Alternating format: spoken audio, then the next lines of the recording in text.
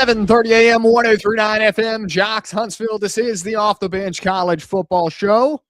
Today's a little bit different. It's March Madness. We got some basketball rolling around, so you can do all the graphical in your head. You can mark out the football today and put it in basketball because March is in full swing, and we have seen some shockers, some buzzer beaters, some absolutely heartbreakers to start off the college basketball tournament. It's been incredible to watch. Me and Pops yesterday sitting on the couch before work. I have to go to the radio station around noon, and I'm sitting there watching the Kentucky Wildcats play in trying to beat Santa Clara, and which seemed like a contest that was way too close, and it was.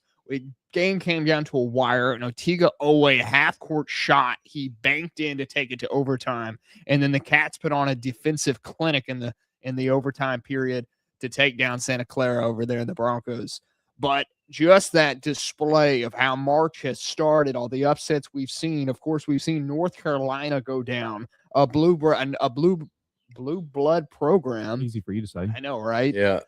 Getting taken down by a VCU team, and then of course High Point taking down Wisconsin. Chase Johnson putting in a layup to take down a Wisconsin team that's now beaten and battered, and we're trying to figure out what is the best moment that has been in March Madness this year. So you guys hit us up in the comments section. What do you guys think the best moment has been for March Madness here? If you're on the radio, you can hit us up on YouTube at the Off the Bench College Football Show.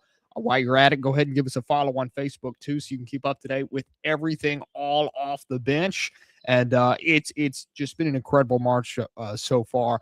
I'm your host, guys. My name is Kelsey. I'll find co-host Richie sitting over here to my left. Pops on the other side of the camera. So for you guys, what has been the best moment of March so far? First and foremost, I have to completely disagree with some of your opening statements there. Other than the 9 seeds, we've only had 4 upsets through the first round. It's one of the fewest crazy opening weekends we've ever had.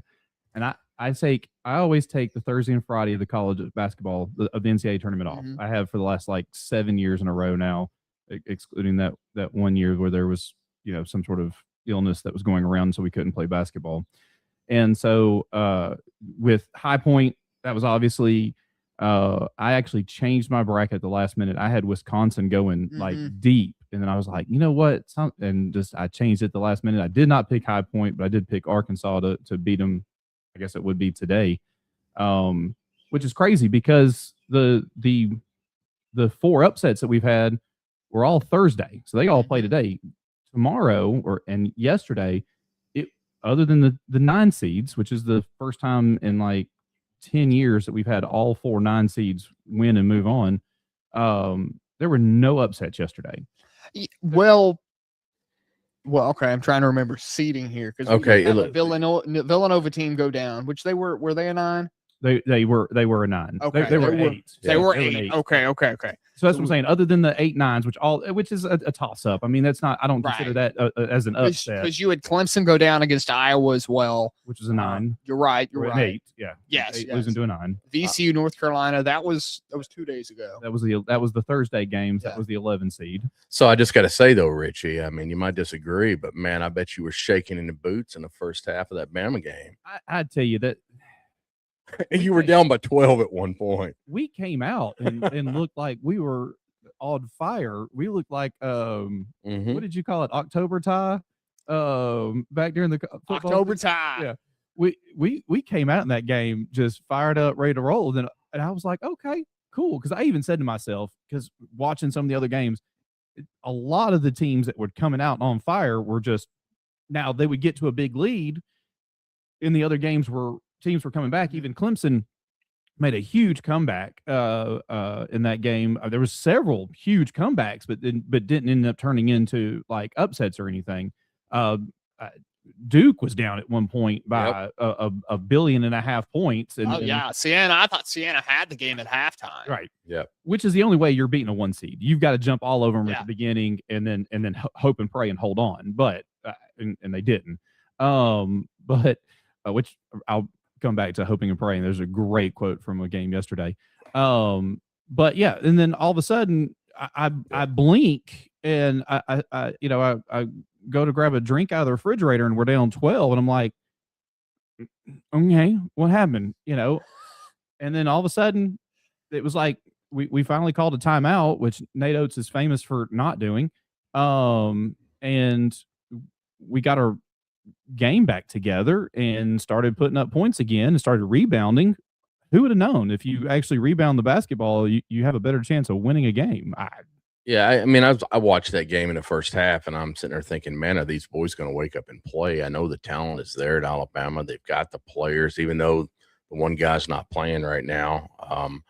But man, I was like, Bama's going to go down. This is, and I was thinking the same thing when I was watching Duke the day prior. I mean, I just like, okay, let the talent start to come out. Let the 5 stars start to come out. Let the NIL money start to come out. And it did. Okay. But Kelsey, you asked the question, what was your favorite game? I mean, for yesterday, for me, I mean, I'm going to be jaded in saying this growing up in Kentucky, but it was Kentucky, Santa Clara. I feel bad for the Santa Clara fans. Okay. There's a lot of conversation this morning around, all right, why wasn't the timeout granted from the coach, because he's on the sideline and it's obvious. Okay. But I think just like the fans and the players, the refs get caught up in looking at where the ball is. Okay. And from my opinion, that's what happened. And then Oweh just did what Oweh does. And I watched that presser after the game and he was like, I looked at coach and said, that's a bucket. And that's what he said on the floor. And you can see him mouth it. He didn't call. The reporter asked him, did he call bank? He claims that he didn't call bank. And I'm sorry. If how old's that kid? 18, 19 years old? Who, Oweh? Oweh? No, Oweh's 20. Is he senior? Senior. 21, yeah. Sorry. Yeah. There is no chance on God's green earth I don't tell that reporter I called bank. Whether I did or didn't, if I get asked, did you call bank? I sure did, and it was open late. Real quickly, Dilla's hitting us up in the comment section. Bama looked shaky until they pulled out way late in the second half. They came out way too flat. Yes. Yeah. So the greatest quote from yesterday, during the game of Prairie View A&M and Florida. Florida had gone on an 18-0 run. They go to commercial, and they send out a reporter to interview Prairie View's head coach during the game. We're in just a timeout. It's not halftime or anything. It's just a timeout. Coach, Florida's on an 18-0 run here. What more do you need from your guys to slow this down and get into their game? That's the question she asked a 16 seed going up against Florida, the defending national champions. His response, this is the greatest quote in the history of college basketball, in my opinion. We need some help from the Lord. They're very good. Well, we need some help from the Lord. So they're very good. Speaking of quotes within, college basketball, I just saw this on SportsCenter a couple hours ago. After the game with Villanova's head coach had came out and they had a reporter come talk to him and they were, asking him, how, about the game, everything. And they had lost. And he goes, I'm firing my whole staff. We gave up 9 points down low. Yeah. I'm done with this. I'm firing the whole staff. They were still winning at that point. Oh, they were. So that wasn't after the game. No, that was during the game. From my understanding, that was during the game. And they were like, Coach, you're still winning. And and then they ended up losing. Yeah. And so I'm sorry. I mean, he's got to pretty much fire his entire staff at this point. Because when you go out and tell the staff that openly on TV in a clip that goes viral, you go out and say, I'm going to fire my whole staff. Why would the staff continue coaching the game? Yeah. So to go back to your Kentucky calling a timeout, as I've watched so much basketball in the last, I can't even tell you how many hours. I watched part of all of the first 4. I watched the quad box on YouTube TV is the greatest thing to happen to a sports fan. Yeah, I think so too. Since the internet. Put that on a big TV and you got all 4 games. Yeah.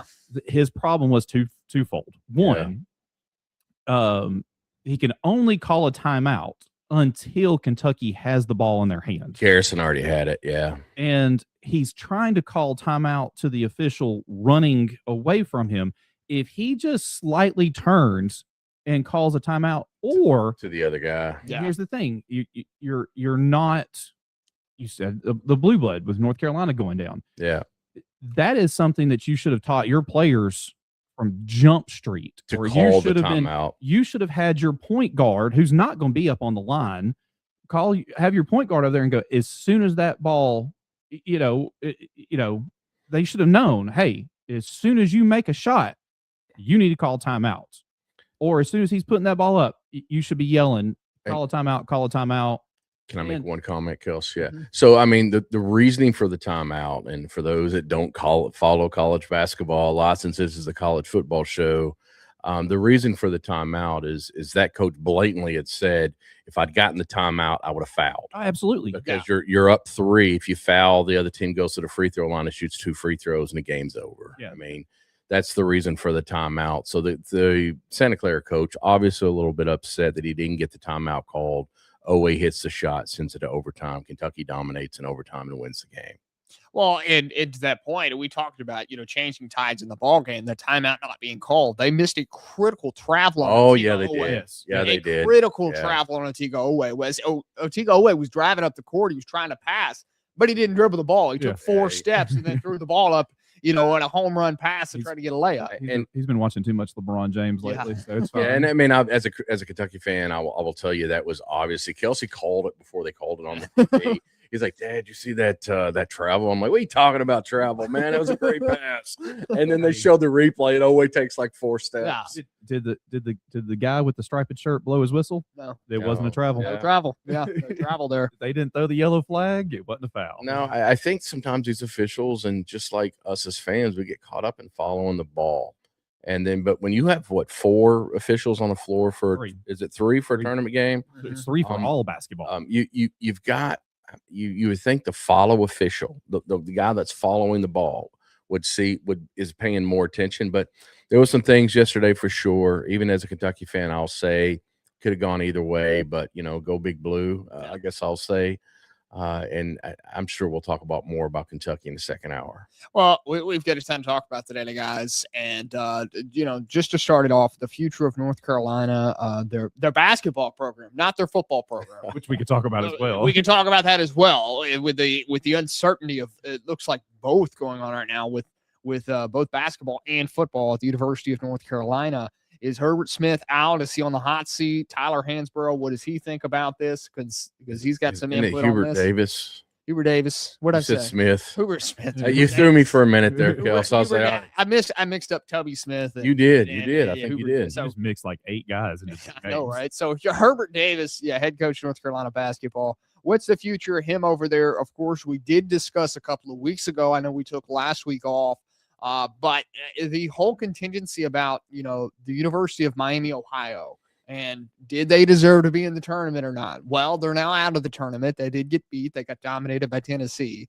Okay. But now there's a little bit more of a question mark of, we did put a lot of pressure on them saying, they didn't have that good of a schedule. Well, now we need to take a step back and look at, maybe they didn't have that great of a schedule, but who in their right mind is a Division I program and not any type of program around the country, these mid-majors that are, good mid-majors like Villanova and all these schools, right? Gonzaga, why would they actually schedule a Miami of Ohio on their schedule?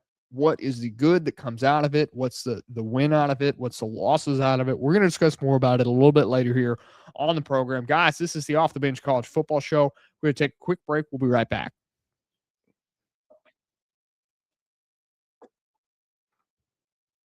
What was that for? Do what? Dad gave me a look like, what are you talking about? We were going to break.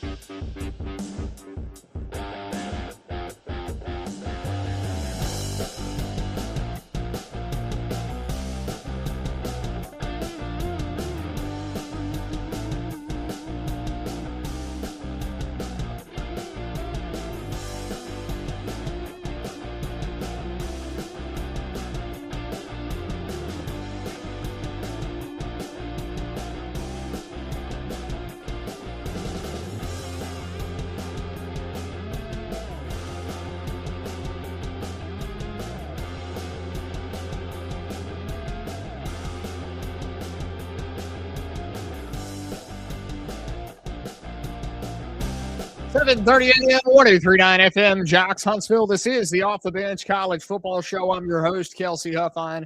Co-host Richie sitting to the left of me, Pops on the other side of the camera to us.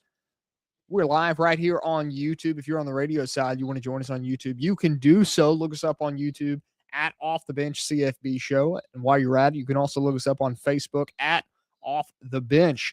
Guys, there's 195 perfect brackets remaining out of all the brackets that were made for this year for March Madness. I got a better number for you. That actually seems like a high number right there. Go ahead, Richie. There were 11 that went perfect the other way. Oh, meaning completely opposite? there were 11 people who That's missed insane. all 32. It's almost more impressive. I feel like I have done that before. So we were talking about during the commercial break, Yeah. our brackets and everything, and everybody talks about how great Joe Lenardi is and his bracketology, breaking it down and everything. His final numbers, 68 of 68. He picked all 68 of the teams that were in the bracket. 37 for 37 on the at-large seeds.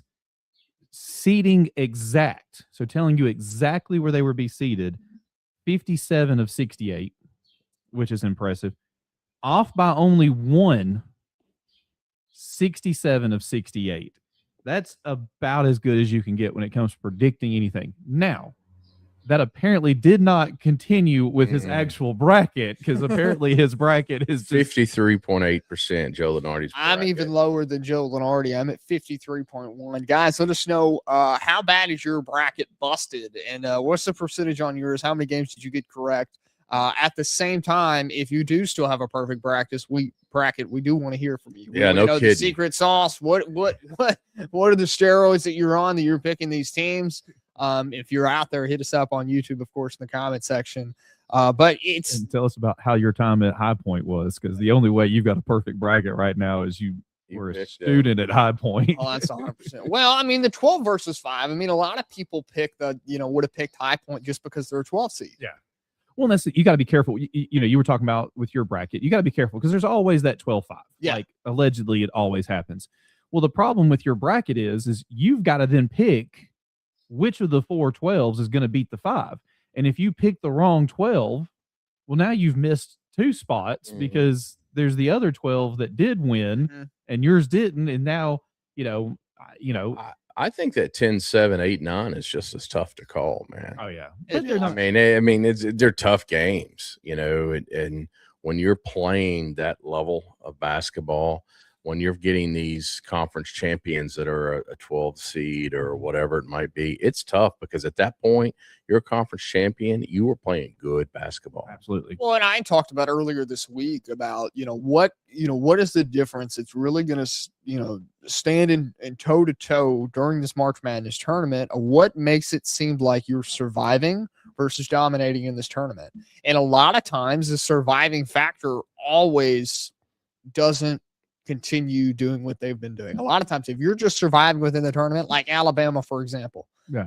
Okay. They survived yesterday. Once down 12, came back and won the ball game. That is not a recipe for success in March Madness. It never continues that way. And you can't continue having the success you had during a game where you may have gotten lucky. Okay. But to the same point, these surviving teams, like Kentucky, is one I would call a survivor as well. Okay. Definitely. They didn't dominate. Okay. Right, yeah. But they had that one guy that came out and performed, Otiga Owe, 35 points. And I had said to Pops earlier in the day yesterday before the game started, I said, for Kentucky to actually make a run in this tournament, they need a Harrison-type figure. Aaron Harrison and Andrew Harrison. Yeah. I don't remember the one that actually hit the game-winning shots. I don't remember who it was. Aaron. Was it Aaron Harrison? Yeah. Kentucky needed a figure like that on their basketball team. And Otiga Owe showed up and did that. Okay. But my point is, for a team to actually make a run, they need a figure like that. But they did survive, and those teams survived. So to pick Kentucky is that one surviving team that likes to make the run in this. And at the same time, there are other teams that are going to dominate. They're going to continue going on. Duke's also a survivor at this point. Right. Duke didn't dominate like a lot of people thought they were going to dominate against Siena. But could it be you got to win 6 games? Yeah. And you're not going to UConn, where the closest game they played was against Alabama in the Final Four game a couple of years ago. you're not going to beat everybody by 15 or an average of. Yeah. I think they averaged winning that entire tournament by 18 points or something. That was ridiculous. They won the first game like 1,004,000,009 or something. The one versus 16, but ultimately you just have to survive. You have to. It is just a matter of win the game and move on. Now, could you have? I'll take Duke and Kentucky as two opposite sides of it. Did Duke survive? And because they were sleeping on the 16 seed, they finally got their butt, they were like, oh, okay, came back, won the game, and that propels them towards, a championship? Or was that a foreshadowing of what is to come with them having one of their players hurt? They got a pretty big game today and everything versus Kentucky. Kentucky has had a rough season all year. They've played in the SEC, which has been, very, competitive. Beat up on each other. Yeah, very competitive all year long. Was this a, hey, we survived, let's go out there and win? Or was this a, hey, we put everything we had to come back against, come back in Santa Clara, and now they don't have anything left. Their legs are gone for today. I'll argue. Kentucky plays tomorrow. Yeah. And they, I bet Kentucky's legs are done. I mean, they had to take that. They ended up being a 9 seed or 8 seed in the SEC tournament, so they got to play on that Wednesday. They played on Wednesday and Thursday in the tournament. Lost on Friday. I forget what it was. Okay, and to win the SEC tournament, if you were in that first day playing, you had to play 5 days straight. And so these guys, they're tired. I guarantee you they're tired. Yeah. Okay. Well, you say that they're 18 to 21 years old, and they got a week off with the greatest, the highest paid salary in college basketball, $21 million by far. I think they're like double the second place. No, it's not. NIL doesn't always do it for you. Look at I'm not disagreeing, no, but I mean, look at BYU. They lost, and their big guy, that's future number 1 overall pick. Yeah, that dude is awesome. One of the highest paid players in college basketball. It did make a difference. That's actually why I picked them to beat Texas. So go me figure. too. Yeah. But they're 18 to 21-year-old kids. They've had a week off. They have the greatest nutritional team on the planet. They've got cold tubs and hot tubs and ice baths and saunas and everything else you could possibly have. I don't think they're tired. Guys, let us know, how bad is your bracket busted in this year's March Madness? Are you still hanging in there trying to get there? Even just 1 or maybe 2 losses? What's going on there, guys? You can let us know here at Off the Bench. You can hit us up on YouTube in the comment section. Off the Bench CFB show, 7:30 a.m. 103.9 FM. Jocks Huntsville. This is the Off the Bench College Football Show.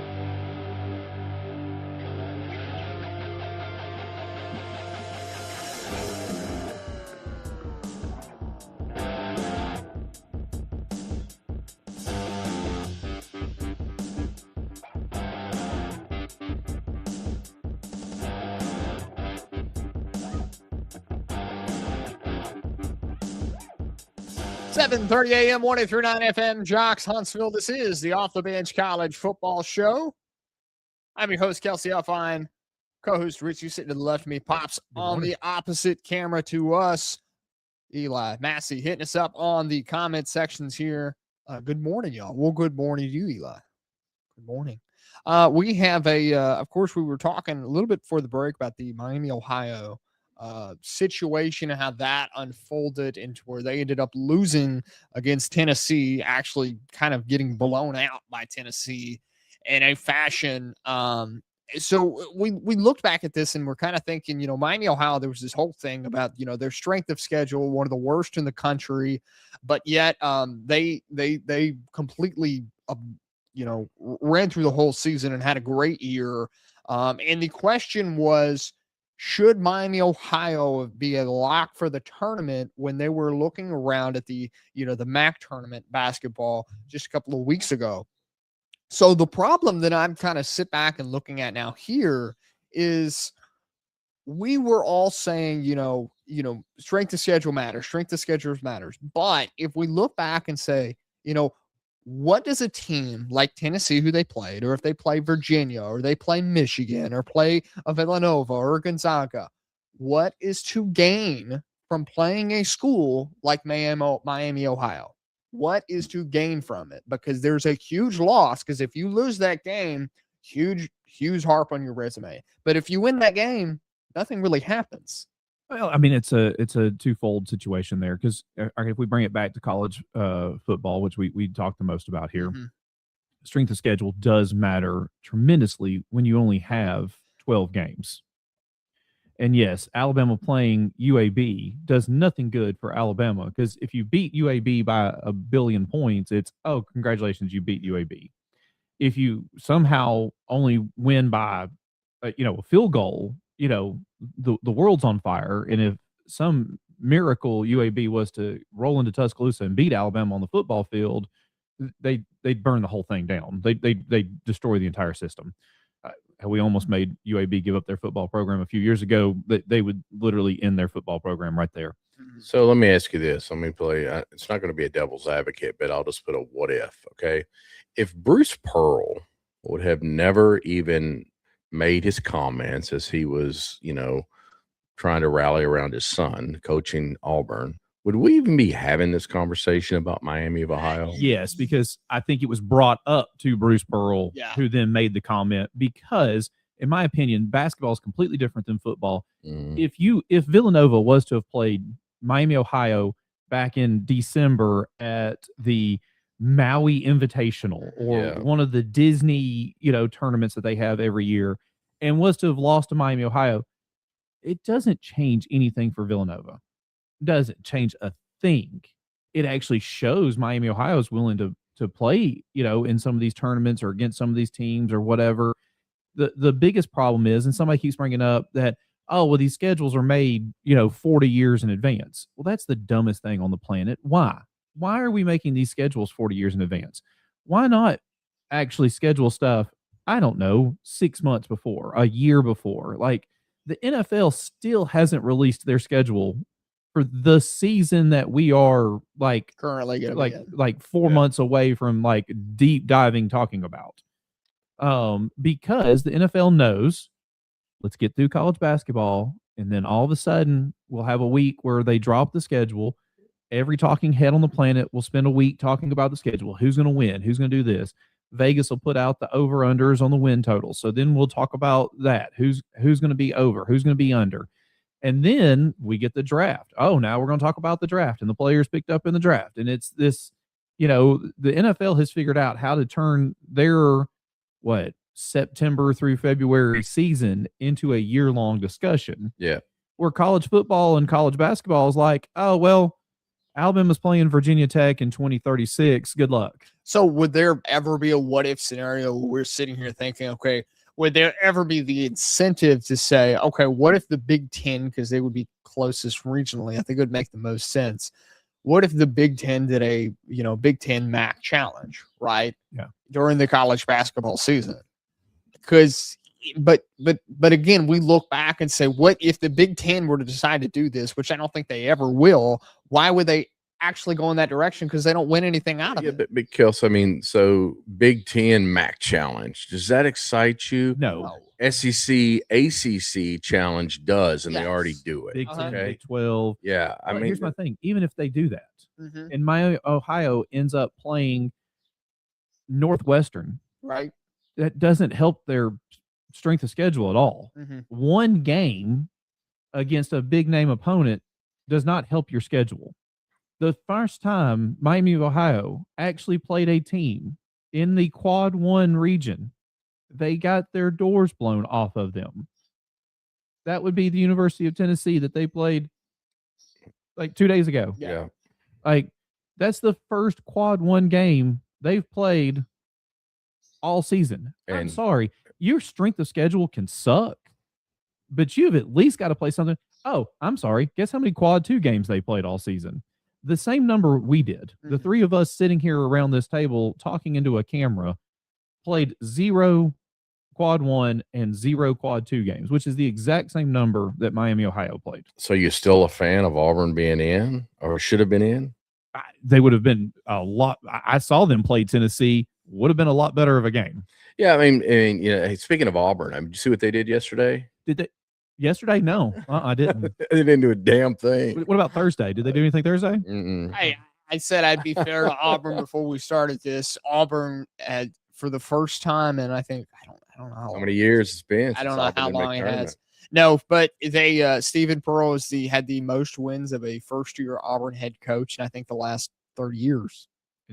When's the last time a team went from Final Four to not in? Well, and that's the whole argument to the whole. That's the argument back to it is Auburn. Oh, Kentucky did it that one year. Yeah, Yeah, I mean they did. That was the Noel year. Oh, when Noel had yeah. towards ACL Oh, early, and in they the had season. so many injuries that year. Yeah, I mean, no excuses, but they did. They Well, went that to was supposed Final to be- Four to it's supposed to be a platoon Nothing. year. Yeah. So did Mhm. Bruce Pearl try to help his son or threw his son under the bus? Well, I mean that's the issue here because Yeah. you look back. I mean, Bruce Pearl handed him a keys to a kingdom, essentially. Or did he know it was Tiger crumbling? Kingdom. I don't think it was crumbling. I think he handed him keys to the Tiger Kingdom, and then it completely fell on top when Stephen Pearl just did not have the experience. He did not have the, nepotism showed through and through for that hiring process because it just showed Stephen Pearl was not ready to be a basketball coach. And I'll hit back at this because this is on the Kentucky message boards this morning. What's the future of Kentucky basketball right now? And I get they're still in the tournament, but they're looking, Pope doesn't have everything figured out at Kentucky. It doesn't seem. They're worried about high school recruiting. Yeah. And I heard one thing that would fix this, and it makes sense. But Pops, go ahead. No, I was going to say, so how many tournament wins did Calipari have in his last 5 years at Kentucky? One. He had zero. How many tournament wins does Pope have in his first 2 years at Kentucky? He has three now. Three. They went Sweet 16 last Yeah. year. They got to play a tough game next time. I really want to comment on Eli's post here on socials. He says, if Miami of Ohio deserved to be in the tournament, did James Madison deserve to be in the college football playoff last season? Well, I mean, I think we've beat that dead that dead president Yeah. to a pulp Yeah. that they did not deserve because No. once again, I think we should go to 32 teams. Well, But we talk about the situation where you're talking about the difference between basketball and football here, tournament wise. Okay, we know for a fact in March Madness that they're going to compete. Okay, that a mid major or Division III or whatever team's going to go in there, an A10 school, they're going to go in there and compete in the tournament. Okay, they're going to 31. win one game, but for every high point you have, you're going to have a Siena who blows it. Mhm. Okay, for every high point you have, you're going to have a Prairie View get completely blown out. Yep. Okay. Every one out of these four schools, they're not going to be good, or they're going to be good. One out of these four schools that come up out of nowhere, okay, they have a good year, like they have one out every of 6 4, years. yeah. 1 out of 4. You That can may go 2 be- out of 8. Whatever you want to do, Well, I mean, but not in college football. We- It we- won't happen. we know going into the basketball season, there are 31 automatic qualifiers. Yeah. Now, yes, the SEC, the ACC, the Big 10, the Big 12 take up, one each of those and your big boys. But then the rest of them is, Princeton or Harvard, the Ivy League champion is going to get into the tournament.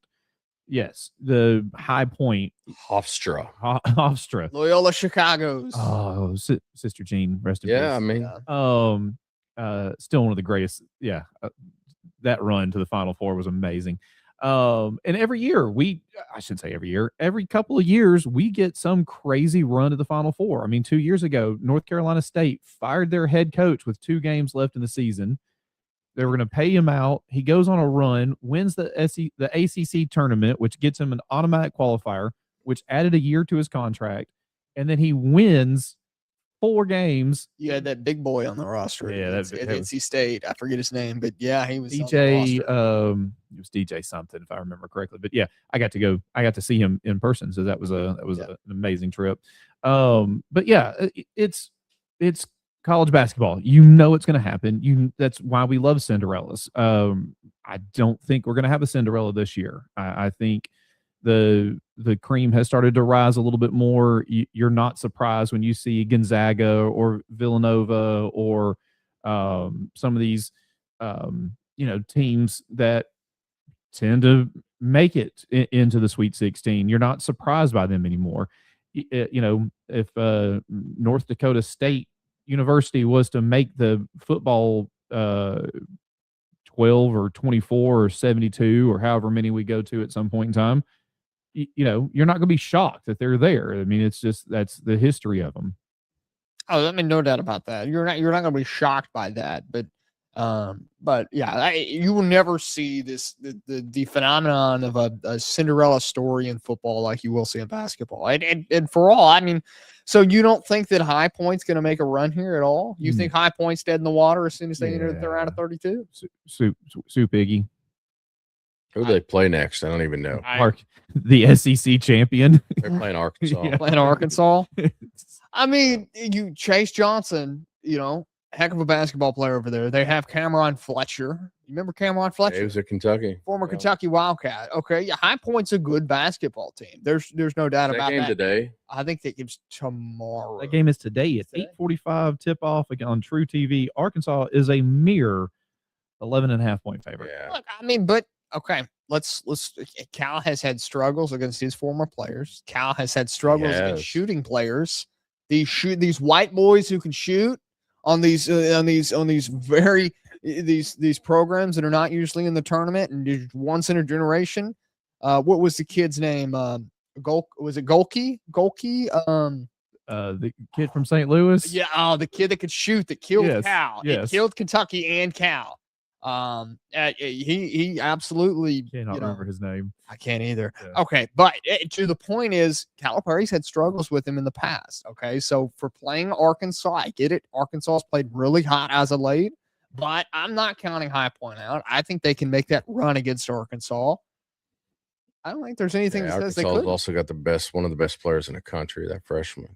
So I mean, I like my High Point stance. I would say about it. Could you imagine the conversation? Did you have Texas A&M winning the? Okay. Oh, we're not going to talk about that. Could you imagine the conversation we'd be having this morning, though? And I love playing what if. Yeah. If Hofstra would have just kept their stuff together against Duke, and the Boozer brothers didn't wake up. Not Hofstra. Siena. Oh, I'm sorry, Siena.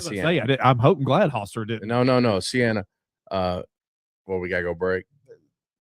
Okay, but and also Bama. I mean, if was Bama playing Hofstra? Yeah. Okay, that's what it was. Yeah. If Hofstra just kept their stuff together, we'd be having a whole different conversation. If Hofstra and Siena would have kept their stuff together, we'd be looking at a whole different round of 32 with a lot less, I guess, sure power winners in the March Madness right now. 7:30 a.m. 103.9 FM. Jocks, Huntsville. This is the Off the Bench College Football Show. We'll be right back.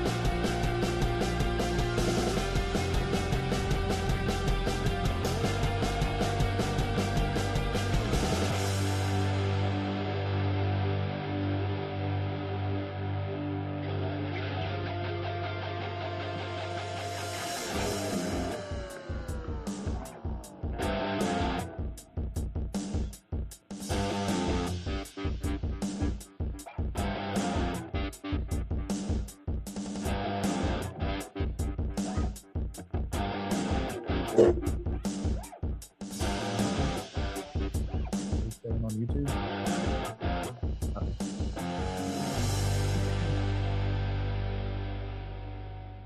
7:30 a.m. 103.9 FM, Jocks Huntsville. This is the Off the Bench College Football Show. I'm your host, Kelsey Offine. Co-host Richie sitting to the left of me and Pop's opposite camera from us. So we're going to switch the breaks here a little bit. We were talking about March Madness this morning, and we're going to get more back into it in the second hour. And if you want to continue listening along to us in the second hour, you can do so via iHeartRadio at 7:30 a.m. Jocks Huntsville. And, of course, on the radio side, if you're in North Alabama, you can listen in on 103.9 FM Jocks Huntsville. But iHeart's available anywhere you're at. No excuses not to listen to the Off the Bench College Football Show.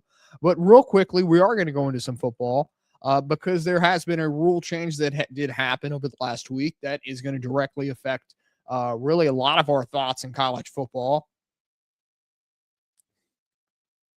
The NCAA has approved changes to a targeting suspension for a year one trial, basically meaning that if you get caught with targeting, if you get flagged for targeting, you will not be suspended the following game if it happens in the second half. Yeah, we kind of discussed this a little bit of how ineffective I thought this rule was as far as how rare it's going to actually be used, because it's only for official targeting during the second half of a game, and then you don't get penalized the first half of the next game. Yeah. Correct. Correct. If I read the rule correctly, and then if there's a second targeting in the second half of a game, then you are out the first half of the next game. Right. Correct. That's that. Yeah. So NCAA trying to make some changes within college football. And I like this change. I think this is a good one for the next season. I hope the trial run kind of stays permanently. 7:30 a.m. 103.9 FM, Jocks Huntsville. This is the Off the Bench College Football Show. You too. We will see you guys next week. Hit the like and subscribe button. Hit the bell for notifications.